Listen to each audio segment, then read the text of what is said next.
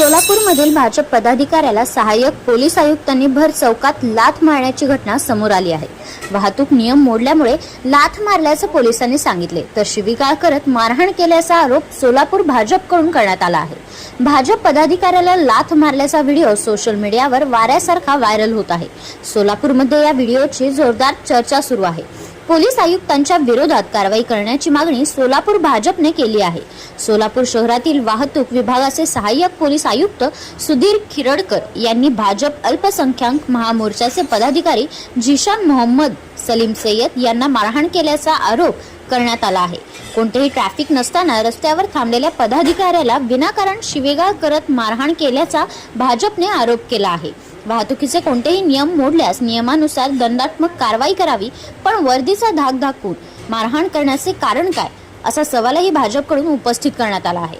दरम्यान या प्रकरणात भाजपच्या वतीने सोलापूर पोलीस आयुक्त एम राजकुमार यांना निवेदन देण्यात आलं असून कारवाईची मागणी करण्यात आली आहे। सोलापूरच्या सहाय्यक पोलीस आयुक्ताने भाजप पदाधिकाऱ्याला लाथ मारल्याची घटना सीसीटीव्ही मध्ये कैद झाली आहे। याचा व्हिडिओ सोलापूरमध्ये व्हायरल झाला आहे।